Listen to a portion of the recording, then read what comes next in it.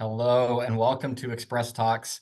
My name is Kenny Reinbold. I serve as the Director of Advertising at Express Employment International, and I'm so excited to be a part of today's webinar. Thank you all for attending and taking the time out of your busy schedule to hear from our experts on the hiring trends for the first half of 2024. The Job Insights Report is released twice a year and dives into what employers across the United States and Canada are planning to do when it comes to hiring for their business. As a leading workforce management company for more than 40 years, Express partners with the Harris Poll to provide insights on employment issues that affect both employees and companies across North America. The Job Insights Report is a great example of how this partnership can benefit both people on both sides of the job market. Our speakers today will share key findings from this report, including the experiences that employees need and expect from their employers, sustainable benefits that can positively impact your organization, and how to mitigate unexpected turnover and initiate practices to retain skilled staff. If you have any questions during our presentation, please click the Q&A box at the bottom of your screen, type in your question, and we'll answer them toward the end of our program. Our program is being recorded today, and you'll receive a follow-up email after our webinar with a link to the recording so that you can share it with your colleagues. Now I'm honored to introduce our experts for today's webinar. Sheena Hollander is the International Spokesperson and Director of Corporate Communications and Public Relations at Express Employment International. She earned her Bachelor of Arts in Journalism and Mass Communication and Master of Public Administration from the University of Oklahoma. Sheena is a community and people first advocate, leading as the immediate past president of the Junior League of Oklahoma City, board member of the Arts Council of Oklahoma City, and active committee member within Rotary International Club 29, as well as many other organizations. She's an avid cyclist and shark enthusiast who holds the world record for number of shark-themed decorations in one office space. LaToya Welch is a vice president within the Media Communications Research Practice at the Harris Poll, a market research consultancy. With nearly 2 decades of research experience spanning both the supplier and agency sides, LaToya is adept at translating clients' pie-in-the-sky ideas into media-ready data points and actionable insights. She's led domestic and international projects across a number of industries, helping clients tell their story and enhance their reputation. A Queens, New York native with roots in Alexander Hamilton's birthplace, outside of her work at Harris, LaToya is passionate about traveling, community service, and financial literacy, and is always looking for ways to combine those interests. There's a fun fact about LaToya. She's been to around 75 countries and territories across all 7 continents, but actually hates to fly, so I'm sure there's some really good stories about all that travel. And with that, take it away, Sheena. Well, thank you so much for the kind and jawsome, if you will, introduction, Kenny. As he shared, I'm Sheena Hollander with Express Employment International, and I'm thrilled to be with you today and to present alongside a woman who has become a good friend over the years. My counterpart for today's discussion is LaToya Welch. LaToya, thank you so much for joining us today. Thank you, Sheena, for having me today. As Kenny mentioned, I'm a VP at the Harris Poll, which is a full-service market research consultancy, and we use a number of research methodologies to help our clients meet their objectives, whether that's analyzing customer preferences, managing their reputation, or refining their communication strategy. Our company has had the pleasure of working with Sheena and the entire Express team for the past, I want to say, decade. Can't believe it's been that long, because time surely flies when you're having fun. But through our partnership, we have kept a pulse on trends across the employment spectrum. So from that first interview all the way through retirement. And, whether that's tapping into blue collar workers, retirees, hiring managers, we've gathered opinions from a range of audiences to really make sure that we understand that full employment landscape. And I'm just so proud of the work that we've done and developed together. It's resulted in being retweeted by the White House a few years ago, and also being, one of the first to sound the alarm on the need for an education revolution. So I'm just really grateful for the close partnership that we've had over the past decade, and so excited to discuss the findings with you today from our most recent Job Insights Tracker. Thanks a ton, Latoya. What's really great about our partnership is that it's allowed us to leverage Express's expertise in data by backing it with North American data from the Harris poll to tell a more comprehensive facts-based story of what businesses and job seekers think about employment, the workforce, education, and more. And, as proud, self-proclaimed data nerds, Latoya and I are excited to share more about the information that we've come to love and appreciate with all of you. So thank you everyone for joining us today. So Latoya, in the course of our research, we've gleaned a lot of insight and feedback on the state of employment from both a hiring decision maker and job seeker perspective. And having both of those perspectives, it's really been a game changer for us. And with all of the rich data that we've been able to gather, we've also walked away with a lot of laughs. Kind of like the time that we learned the top reason for companies passing on a candidate is because the candidate was rude during an interview, which may or may not be, too surprising to some of our viewers today. But then there have been those times where we've learned something that's really unexpected. Things from interview blunders to snafus, the "you've got to be kidding me" moments to really eye-opening moments as well. Each survey does come with its own "who knew" set of data points. So with all of the fun that we've had, what's something that you've found levity in over the years, my friend? Yeah, so our surveys definitely uncover some head scratching responses at times, and one of it is when we asked about the kind of craziest thing that has happened to hiring managers and job seekers during the interview. So when we asked hiring managers, one said a candidate pretended to take a phone call from another employer in the middle of the interview, offering more money. Okay, not too bad. And then another job candidate called his mom to ask what his top 3 talents were. Well, we all know mom does know best. And then another job candidate brought in their support iguana and asked if it could be compensated. Yeah, it just definitely makes you really think about like, wow. And then when we ask job seekers, they're reporting some pretty unexpected things that they've seen hiring managers do. So one job candidate said he was told the position was already filled, but the hiring manager said that they were required to interview a number of people by law. Another job candidate said that they were asked whether they would quit if they won the lottery. Someone else said that they were accused of making up their resume during the interview when they actually didn't. And then another said that the recruiter actually went into labor during during the interview with the candidate. And Sheena, I don't know about you, but I was a little in disbelief when I read some of these comments. A colleague of mine recently shared a podcast that she listens to called Radical Candor. And it mentioned a study that found 60% of employers plan to send employees to office etiquette training this year. And when I first heard that, I really didn't know whether I should be horrified or like, phew, thank goodness, because, horrified on one hand, so many employers actually felt the need for office etiquette training, but then, relieved that companies were actively taking steps in this regard, because let's face it, whether employees are returning to the office after years of working remotely, or whether it's those recent college grads that don't really have that kind of in-office experience, people can seem a bit out of touch when it comes to how to act in the workplace. And, that might be why we're hearing about some of these behaviors that hiring managers and job seekers, are reporting.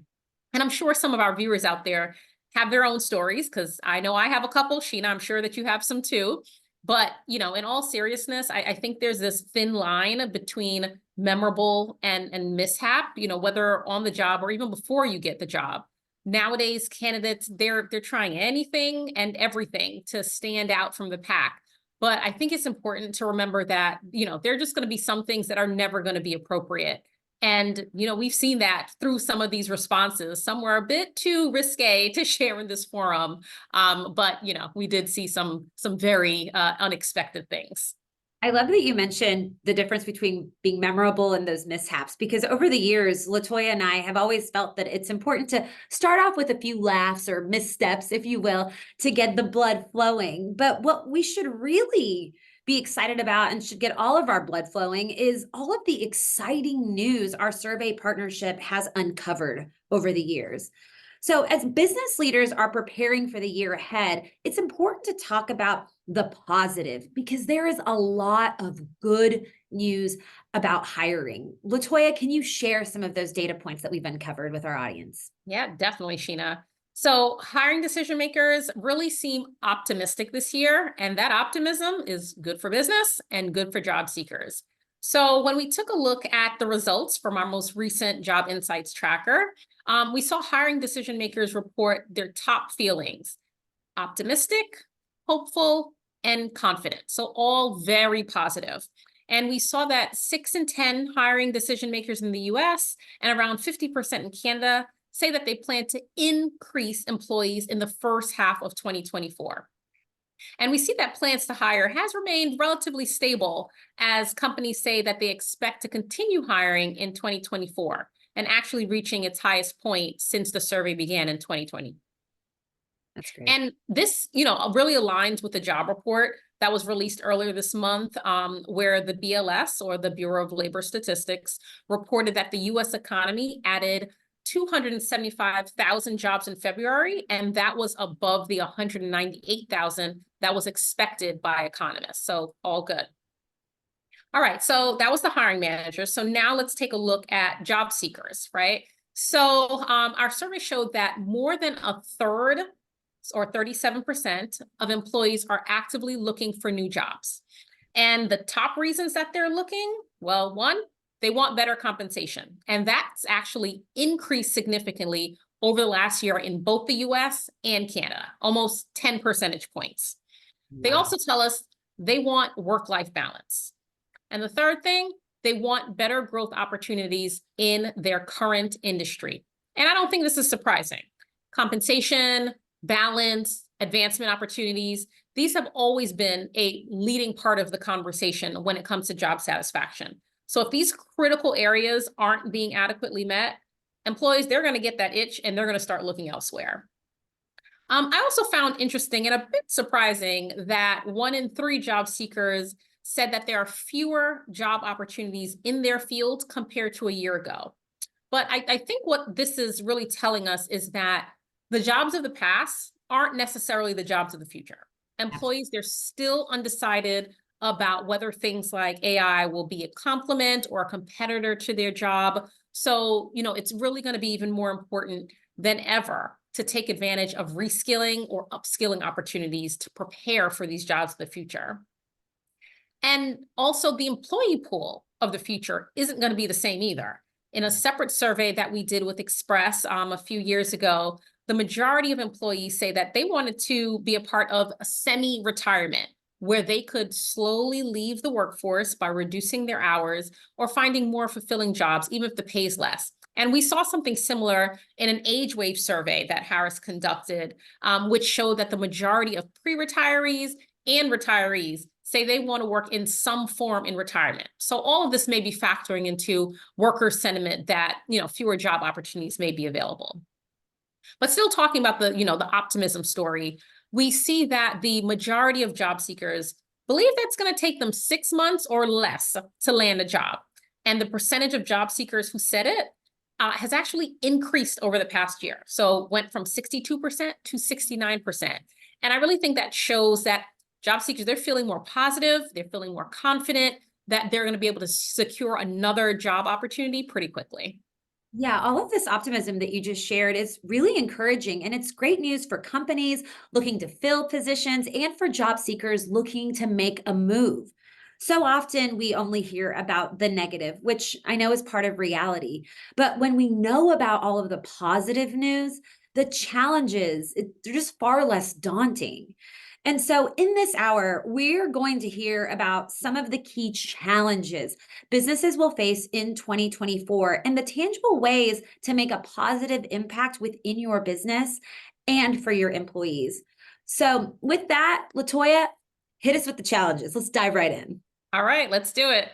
All right, so the overwhelming majority of hiring managers, or 92%, are anticipating challenges related to hiring this year.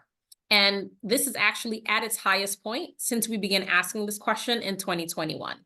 So what tops the list of the biggest hiring challenges? One, finding qualified candidates. That's by far. That's the top item, with more than half of hiring managers saying this.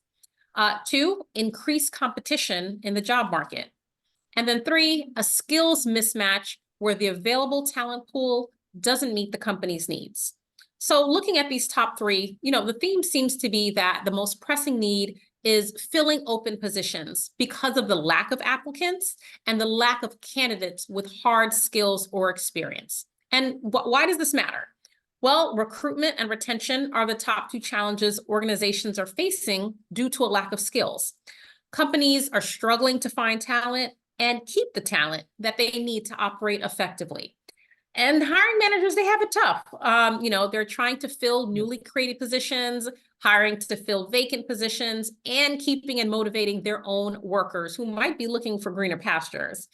At times it might feel a little bit like a game of musical chairs for companies to hire and retain. You do your best to fill all the seats, but when a chair is taken away, the workers that are left are working harder to fill that gap.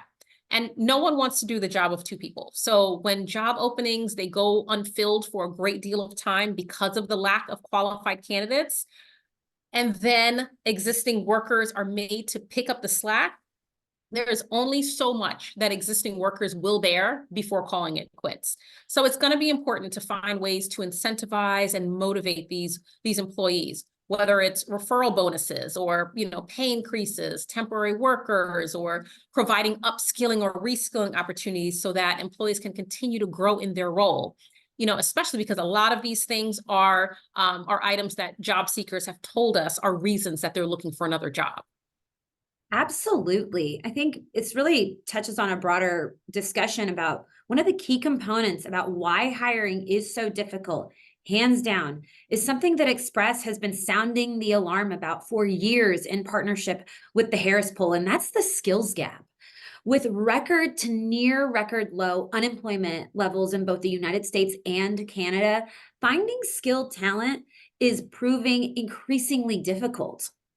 I recently read a LinkedIn article by Ruben Fukin, and it discussed how 75% of Gen Z students believe that their education is insufficiently preparing them for their future careers. That is a huge number and signifies a potentially substantial misalignment with the job market's evolving requirements. And, we know that higher education institutions have their work cut out for them if students feel this way. And when it comes to academics, we also know that it can be hard to redirect a large ship. We know that traditional college and university options are usually 2 to 4 years in duration, which can be too long when skilled workers are needed right now. While some industries and career paths require lengthy training and education, we absolutely know that. For other industries, smaller bite-sized instructional courses are the way to go. So that's why it's vital for leaders to undergo a paradigm shift in how they view education if they want to recruit the right talent for their businesses to both survive and thrive. I think the thrive portion of it is really important for us to talk about, because the education of the future isn't the standard many who attended school 20 years ago may be accustomed to. And the way that we need to, again, have that paradigm shift is to say, how else can we do education? And that's where micro-credentials need to come in to address the skills gap. So honestly, micro-credentials are the wave of the future. When businesses cannot hire the right skilled talent quickly, it places an undue burden on everyone. Ultimately, micro-credentials are short, focused credentials designed to provide in-demand skills, know-how, and experience super fast. There are stackable micro-credentials that can also provide a pathway to earn a certificate or a full degree. And in a time when education is moving so quickly and job duties continue to evolve almost every single day, there is a huge advantage for employees to both update their skills and update their skills more frequently. So, Latoya, realizing that micro-credentials may be a newer concept to some of our viewers today, I'd love for you to share about what hiring decision makers have to say about them and their value. Sure. So the majority of US hiring decision makers say that micro-credentials are just as valuable or more valuable than traditional degrees. And we see a similar sentiment in Canada as well, with around 7 in 10 hiring decision makers saying micro-credentials are just as valuable or even more valuable. And then around 8 in 10 hiring managers, 81% in the US and 76% in Canada, agree micro-credentials provide the workforce with skilled workers in a timely manner. So which then begs the question, what about job seekers? What are they saying? And we see that job seekers, they feel pretty similar to hiring managers when it comes to micro-credentials. The vast majority, 86% in the US and 85% in Canada, agree that micro-credentials are a valuable way for established employees to grow their skill sets and knowledge. And 79% of job seekers in the US and 82% in Canada say micro-credentials will actually help close the workforce shortage. And I think these are really powerful stats, as both hiring managers and job seekers agree that micro-credentials can be used to solve some of the hiring challenges we talked about before that's impacting businesses. You know, really having this common ground between hiring managers and employees in the value of micro-credentials. It's an opportunity for institutions that provide micro-credentials, a way for employers to be clear about what skills are valued, and for job seekers to easily show that they have those skills. You know, I read something in the World Economic Forum Future of Jobs report that said 6 in 10 workers will require training before 2027. So that's in the next 3 years. And so micro-credentials could be a viable solution to close the skills gap and get the training that workers are going to inevitably need pretty quickly. Exactly. And I think especially at a time when student loan debt is so incredibly high, it's something we talk about and hear about from the news all the time. It's good to know that students of all ages can earn micro-credentials and land a good in-demand job quickly. And, even while they're at work, they can continue to earn more micro-credentials, stacking their education to earn that more traditional 2 to 4 year degree while providing for themselves in real time. In partnership with data from the Harris Poll, Express recently explored this topic in depth, and the insights were fascinating. As our workforce continues to evolve, again, faster than ever before, so are our educational needs. For many, they go to school for years to earn that degree. They work so hard only to incur a lot of debt along the way and still potentially not have the in-demand skills needed in their field upon graduation because technology and business needs were moving so fast. Some great examples of micro-credentials are in the fields of technology, accounting, machinery, business management, and so many more. By earning micro-credentials and stacking them along the way to earn a larger degree, if desired, it's a win-win for both individuals and companies.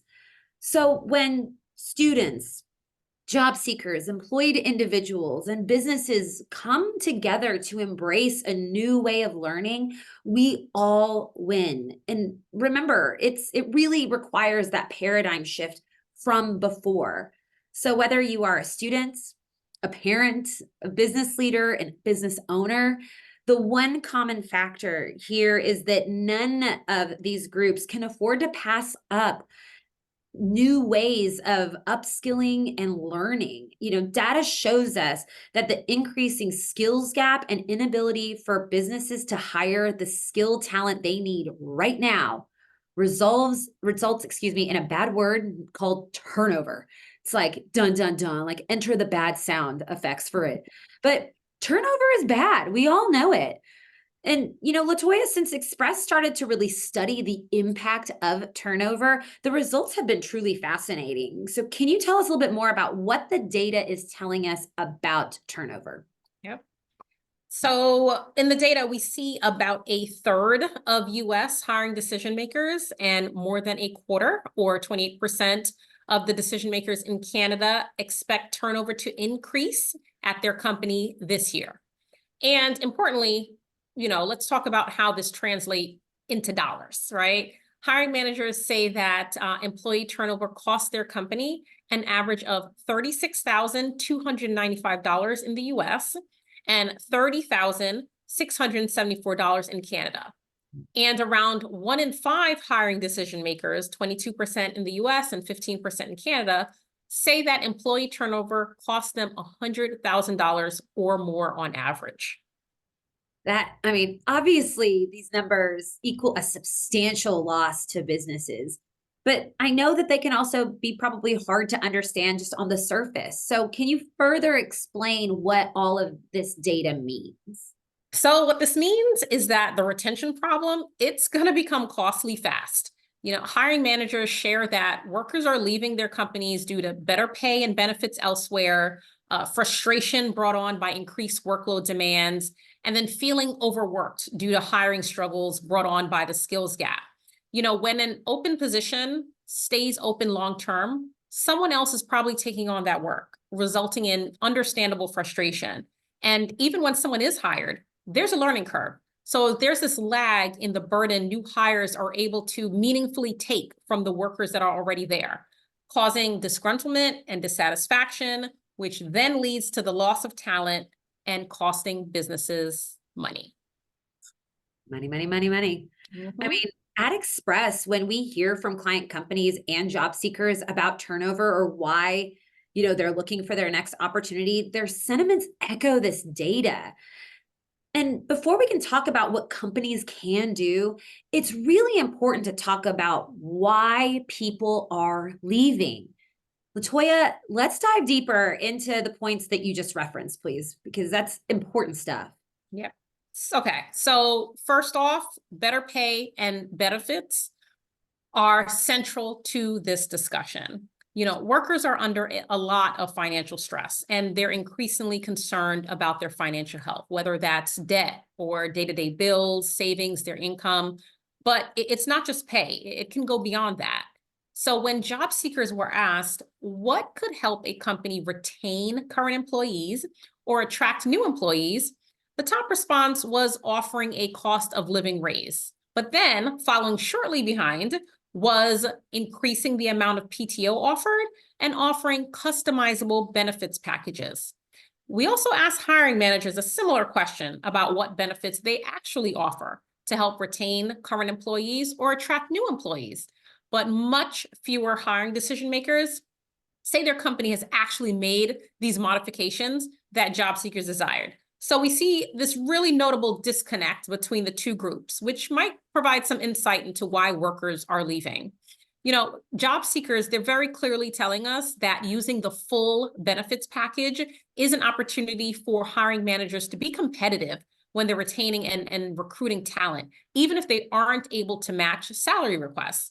Being willing to think outside the box with the benefits package can at least show workers that, hiring managers, they're trying to pull all the levers that are in their power to keep workers.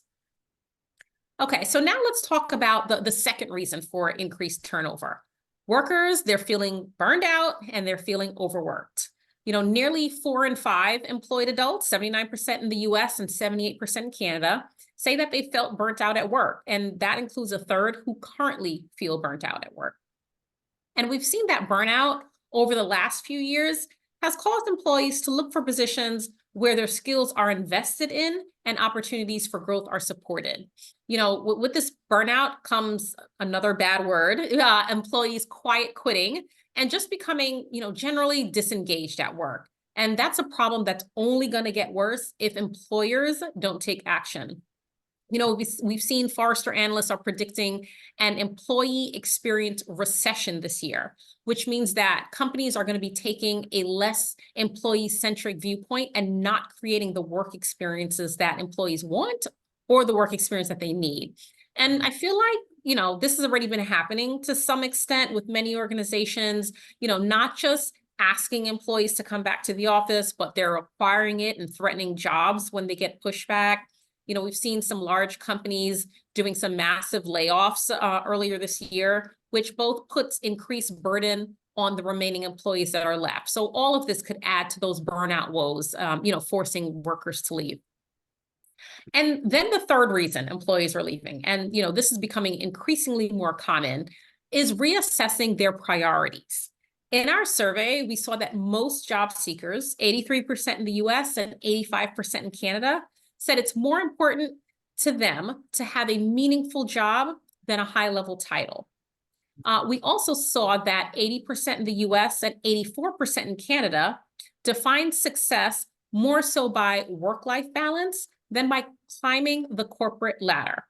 And I think these stats are important to note because employers might get an edge if they take these priorities into account, outside of salaries or wages, when they're trying to attract new talent and try to keep and motivate the talent that they have now. By really gaining a deeper understanding of employee desires, what really drives them, makes them tick, companies may be able to mitigate turnover and create a more engaged and productive workforce.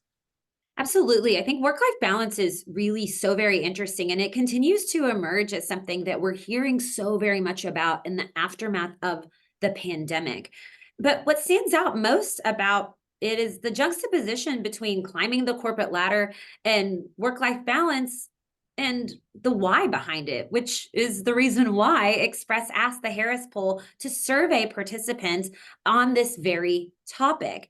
For many of us on this call, you may have grown up hearing that professional success was defined by climbing that corporate ladder, getting that bigger title, if you will, or earning that corner office. And with work-life balance emerging as a priority for many, that really means the definition of success is changing for a lot of people out there. So, Latoya, do businesses and job seekers align with these changes? Like, what's the data saying there? So, Sheena, what I'm finding interesting is that businesses, they don't seem to recognize or acknowledge these new priorities from employees. Many employees and job seekers, they're setting boundaries and telling us they define success more so by work-life balance, not by a title, not by climbing the corporate ladder. But around half of hiring decision makers say employees who are not interested in climbing the corporate ladder have less long-term potential at their company, and employees who have no desire to advance in their careers are actually looked upon negatively at their company. But this, traditional and archaic definition of success shouldn't mean that employees' contributions are seen any less or undervalued. It's simply that their priorities are changing. So it's going to be important for businesses to listen and recalibrate their own definition in order to enhance the employee experience at their company. I'm really glad that we researched this data point because it highlights the story of those differences between businesses and job seekers. And it takes the story to a new level because it is backed by hard data. When you're looking at all of this, the reality is simple. If businesses don't understand job seekers' motivating factors, it's practically impossible for them to retain their skilled workforce. Knowing about these motivators and the issues factoring into how the workforce feels, for those joining us today, it probably has them wondering, well, what can companies do to address these things and ultimately mitigate increased turnover? It's important to recognize the difference between healthy and unhealthy turnover as part of this conversation. Healthy turnover is something we're all familiar with and is relatively simple. Retirement, team members moving, promotions within the organization, things like that. For the purposes of this conversation, we are going to focus on unhealthy turnover. And as we know, when businesses can't attract the right talent to fill their open positions, as we've been talking about, it bleeds into other areas, causing turnover. And when it comes to turnover, businesses should not be reactive. They must be proactive. Like, proactive is the name of the game. The simple fact is, as a business, you cannot afford turnover. According to the United States Small Business Association, 99% of businesses in the United States are categorized as small businesses. Turnover, my friends, it will cost you. Whether you're a business losing talent or an employee leaving a company that you love due to burnout, it all comes with a cost. So, to our audience today, have you ever calculated how much turnover is costing your company? If not, Express has a turnover calculator to help. And best of all, it is an absolutely free resource for you to use. Trust me whenever I say, just from what we've learned through the data, you cannot afford to bury your head in the sand and not know the true cost of turnover to your bottom line, period. The most successful companies that Express has worked with over the years, they're companies that prepare for turnover before it happens. And that's why Express developed a turnover solutions resource to help businesses become more proactive when it comes to turnover. Once you discover those true costs of turnover, you can then use Express's resources to leverage that information to create turnover solutions.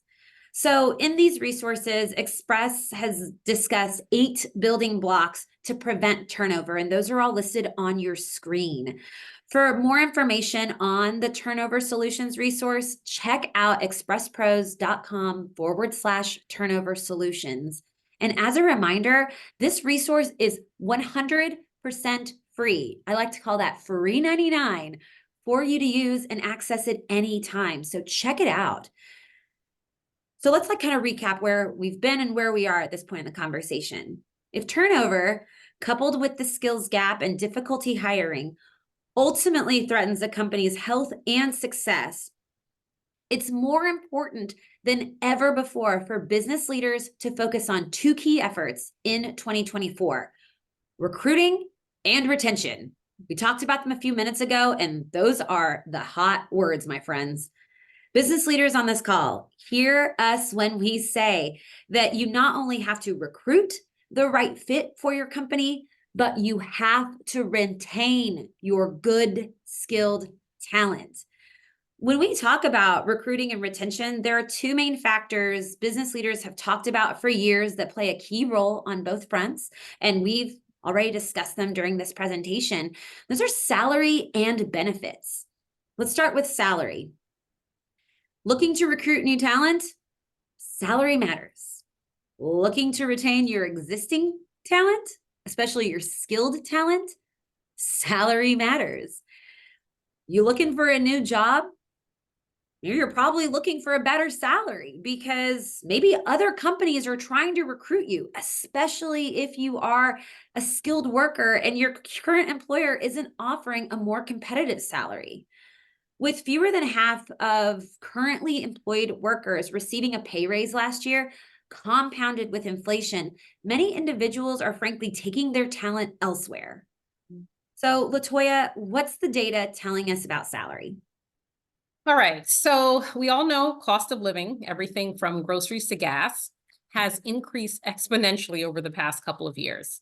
So much so that 44% of job seekers in the US and 41% in Canada have asked for a raise in the last year, specifically due to cost of living.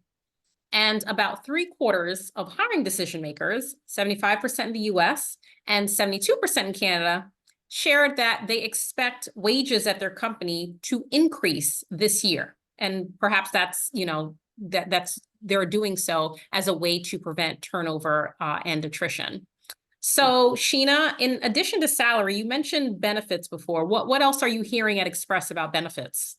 Thanks, my friend. But benefits really are equally important to salary, which should come as no surprise with factors such as the rising, cost of health insurance and, the fact that we have an aging population.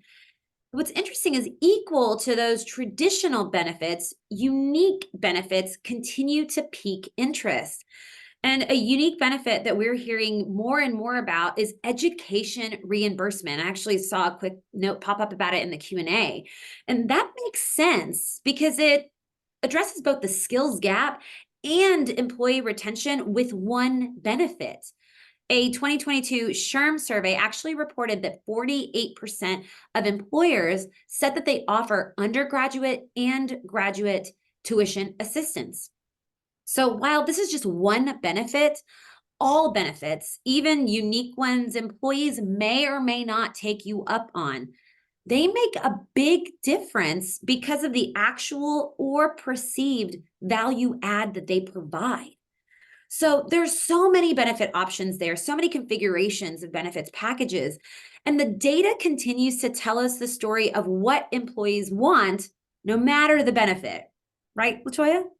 Exactly right, Sheena. Regardless of the type of benefit, be it education reimbursement or something else, the data shows us that benefits continue to be a conversation point for job seekers. In the survey, we saw that 32% of job seekers in the US and 26% in Canada said that they've asked for better benefits in the last year due to the cost of living increases. And again, perhaps in response to those requests, 42% of hiring decision makers in the US and 36% in Canada say they plan to increase benefits in 2024. And I think it's important to keep in mind that it isn't just standard benefits that employees and prospective talent want, but also offering customizable packages that cater to individual needs, such as childcare support, fitness memberships, or educational assistance, like you mentioned before, Sheena. Yeah, it's interesting how things have just kind of changed over time. So on top of that, there's another change. So equal to salary and benefits, Express experts and data from our partnership with the Harris Poll has revealed a new point of importance for recruiting and retention efforts. It's no longer just this duality of factors. It's more like a trifecta with company culture emerging at the forefront of recruiting and retention efforts. While company culture is nothing new, it's always been important. It's almost become the new buzzword, but with really strong data points behind it. For our audience today, I want you to think of it this way: company culture or bust, which really should make sense. Without a strong company culture, bust could literally happen to your company. I'm sure, all of us have either worked at or know someone who has worked at a company with a really crappy culture. And I don't know if about you, but if you've experienced that yourself, or if you know someone who has, your heart really goes out to that person because it's not a fun experience. On the opposite end of the spectrum, I hope you and the majority of those have loved your company culture. Your heart is happy for those people because they are happy and they're thriving. At Express, we hear from job seekers all of the time that company culture, honest leadership styles, the opportunity for autonomy, and the possibility of making an impact at work are some of the reasons they are searching for new jobs. So, what we're hearing is job seekers want to work in places where their work matters and where their work leads to real outcomes and chances for both advancement and development. That is Culture 101. So while this information is anecdotal in nature, LaToya, what's the hard data telling us about company culture? Well, it's so important that you brought up culture, Sheena, because in a time when company culture is so critical, it's concerning that we see such a variation in how employed job seekers view their environments. We asked employed job seekers in the US and Canada how they would describe their company culture. And unfortunately, the majority described it more negatively than positively. And why? Well, they said that their environments are more stressful and challenging now, perhaps because of that, the burnout that we mentioned earlier.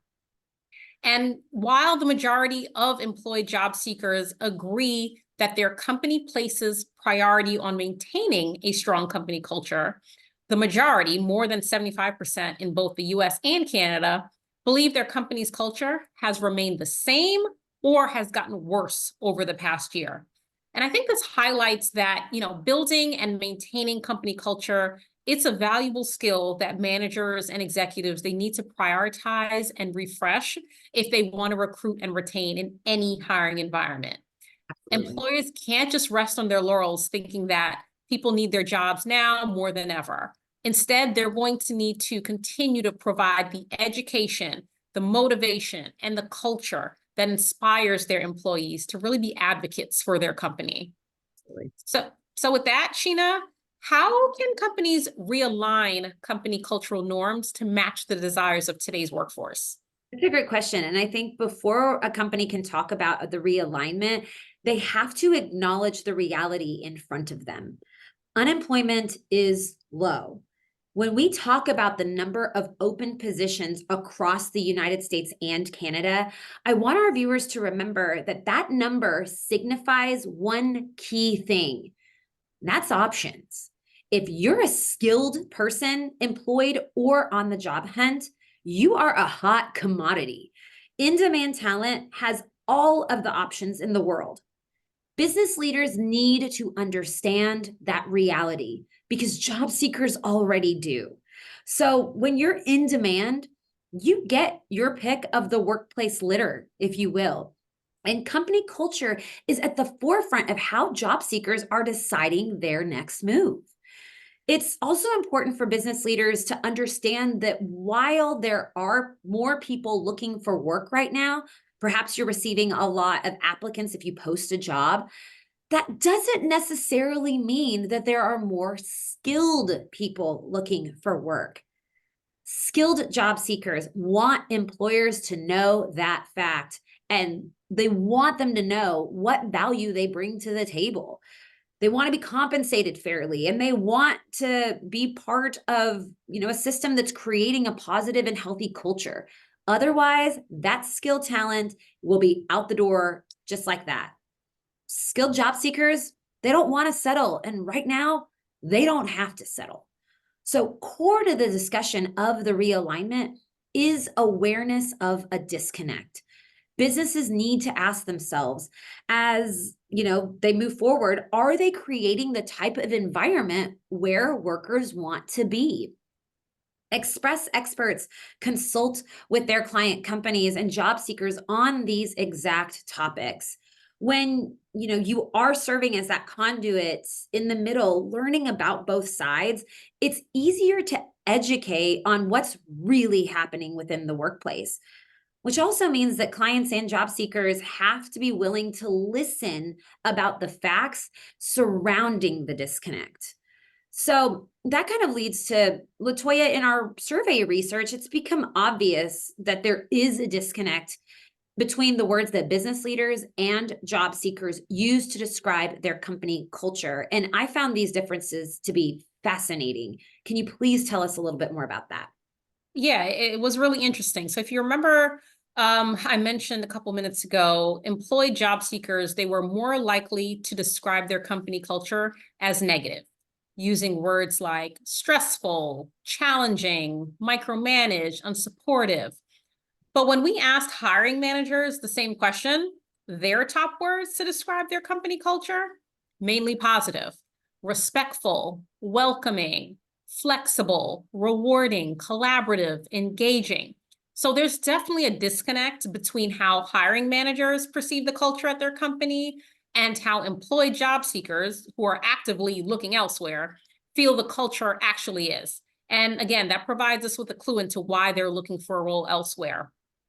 Company culture is a concept that can sound so overwhelming, but what business leaders need to realize is when it comes to company culture, the little things, it can have a big impact. Leaders need to understand that money and benefits, they go far, but culture may have a bigger long-term impact on the quality of work and how much people are willing to stand when times get tough.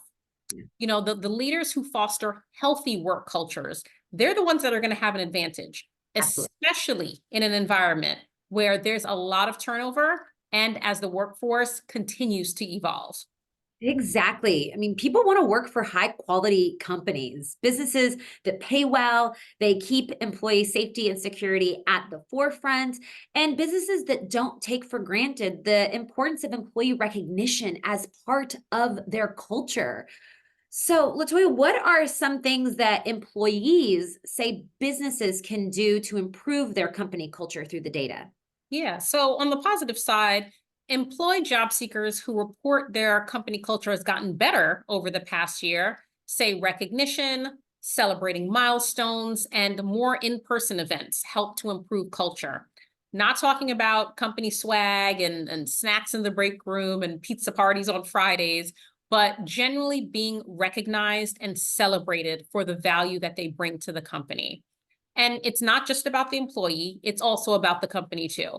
So 9 in 10 of both hiring managers and job seekers in the US and Canada, they all agree maintaining a positive company culture is critical to the success of a company as a whole. More specifically, an encouraging culture may help to fill staffing needs and even improve work ethic and success of current employees. And it may also attract candidates. In fact, most hiring decision makers believe candidates are more likely to apply to a company that has a strong culture than one that does not. And, perhaps unsurprisingly, company culture ties back to our prior conversation about turnover. Among hiring decision makers who anticipate increased turnover in 2024, 1 in 5 say it's because of better company culture elsewhere. I mean, folks, these numbers are huge. People talk, employees, job seekers, a fly on the wall, they all talk. And business leaders should make sure the conversation about their company is positive. The key to recruiting and productivity may lie in the dedication, approach, and implementation of a strong and positive company culture. And company culture is something that businesses should keep in mind when hiring to preserve their established culture while adding staff. You can even gauge a candidate's potential fit by letting them speak with key employees during the hiring process. I recently added a new hire to my team and did just that. And having the feedback of my employees not only helped them feel more comfortable about their new potential team member, it also helped our candidates have a better understanding of where and with whom they would be working. Another thing that you can do is ask a candidate questions about what they've enjoyed most about a previous employer's company culture or what they felt was most positive as part of that culture. We all know that it's important to ask a candidate, what they know about your company during the hiring process, but it's equally important to make sure that your company culture is clearly defined during the interview process and before the hiring process. And I get it. It may sound silly, and while it will undoubtedly take a little extra time at the front end, it'll save you a lot of time and money in the long run if you focus on company culture. In kind of closing, it goes without saying that no matter your workplace environment, your structure, the company's area of business, your number of shifts, or anything else, at their core, all businesses are ultimately the same. They experience similar pain points. At Express, we're hoping these strategies and the discussion today will inspire you to implement changes within your workplace as you plan for the year ahead. And our brands, Express Employment Professionals, Specialized Recruiting Group, and Express Healthcare Staffing, are here to help businesses navigate challenges and opportunities. Latoya, I want to thank you for joining us today and for the Harris Poll's long-standing partnership with us. Marrying the data from the Harris Poll with our own data and insights from experts across the globe truly has given us a rich perspective into the workforce of today and tomorrow. And all of this information is information that we release through our America Employed and Canada Employed press series and through our white papers. And, when we're talking about the workforce of tomorrow, we know that time flies fast. And being able to make data-driven decisions is how we'll be prepared for that workforce of tomorrow. So I thank you so much for your partnership, my friend. Yep. Sheena, huge thank you to you and your team at Express for creating this webinar and for creating the whole Express Talk series to really give business leaders the tools that they need to stay abreast of hiring and workplace trends. And, also thank you for entrusting us at the Harris Poll to conduct this biannual research. It's truly fascinating every time we do it. And, I'm so glad that we were able to share some of the findings with everyone today. It's really been a pleasure sharing the stage with my favorite client, and I hope all of our participants today feel like they're walking away with information that will help them to thrive in this ever-evolving employment landscape. So thank you so much. Great job. Just an incredible presentation full of stats and information that I'm sure everyone's going to want to review again.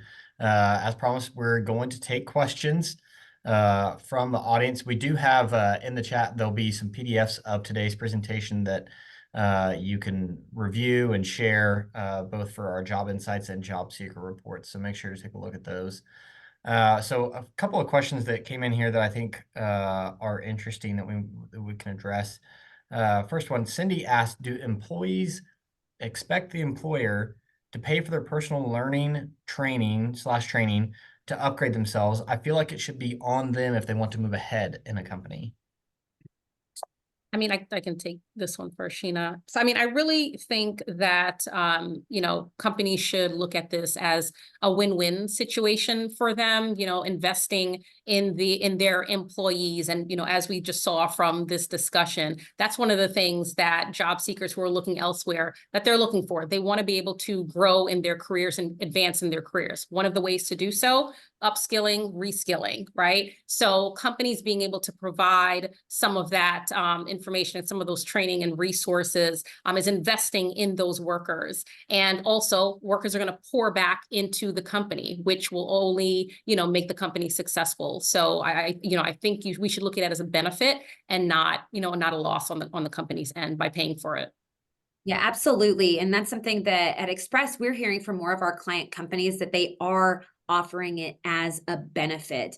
And of course, there are stipulations around the benefit. If you capitalize on it and leverage it, and you need to stay with the company for X number of years. Otherwise, you have to pay that benefit back, et cetera. But as LaToya said, I really think companies need to look at it as that additional benefit and a way that you're able to show an individual, hey, I'm investing in you, especially if that person is a committed, reliable employee. What a better way than to continue to have that person be part of your team by reinvesting in them and showing them, hey, we value you and we want you to be part of our company long term, and we see that future and vision. That's great. All right, second question. Just based on time, this may be the last one we're able to get to. Kevin asks, does the data show that there are gaps in certain professional sectors based on the cost of education, so that employers are looking to find ways to open opportunities for non-degreed or other degreed or work experience related individuals to meet the need for staffing? So basically, I think what he's asking is there any data that shows that employers are maybe changing their requirements to fill job openings that in the past they may have required a 4-year degree or specific skill set, whereas now they've changed those requirements? So we did do a study called the Education Revolution a few years ago that, focuses on that topic about how the education requirements are changing and not, what they used to be. We don't cut the data by industry or sector, so we don't have, I think that was part of his question as well. Mm-hmm.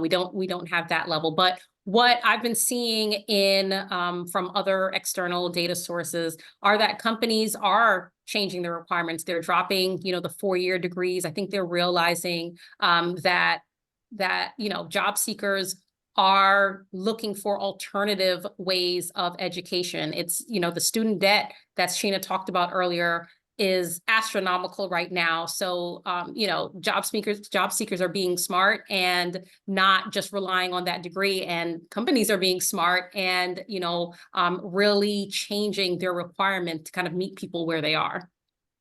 I mean, to build on that, earlier I mentioned that Express in partnership with the Harris Poll conducted research, obviously, on micro-credentials, but we released a white paper on that topic. And I encourage everyone who participated in this webinar to check out that white paper, because we really dove into exactly that question of how businesses are looking at, I got to restructure what I'm asking for in terms of education. It's that paradigm shift. Whenever we were conducting research for that white paper specifically, we partnered with a very large scale statewide banking system within the state of Oklahoma and looked at how they are doing just that. They had a wonderful team of tellers that they hired when they were about 17 years old, some of them in high school, some of them fresh out of high school. And, they were like, this employee base that we have, they are fantastic. They are reliable. They are loyal. They just don't have the education that they need to take that next step for a future career here. And so they partnered with a local community college to create curriculum, a micro-credentials, actual entire certification system, so they could upskill their valued employees, keep them on staff, and then get them to that next opportunity. So that way they could prevent burnout and they could make sure that their company is able to grow and thrive for more years to come. It's really interesting to see how, again, the paradigm shift is occurring. Businesses are looking at things differently, and they're realizing if they don't, they're probably going to go extinct, because you got to evolve with the time. So if you want more information on that, check out the micro-credentials white paper. It also has a lot of information on where you can find reliable micro-credential programs, if that's something that you're interested in for yourself or for your employees. Great. All the resources, all the information, just visit expresspros.com. We've got you covered. So that's all the time we have for today. Before we wrap things up, I do want to remind you that today's program is approved for 1 credit hour with SHRM, HRCI, HRPA, and CPHR, and probably some other acronym as well. We hope you enjoyed this presentation, and we'd appreciate your feedback. At the end of our program, you'll be prompted to participate in our post-event survey. Make sure to take a few moments and fill that out. It really does help us continue to grow and improve our different leadership events. If you enjoyed our program and would like to watch it again or share it with a colleague, you're in luck. The presentation today is available on demand, and you'll receive a follow-up with more information about access to this webinar. So again, on behalf of everyone at Express, thank you so much for joining us, and enjoy the rest of your day. Thanks. Thank you.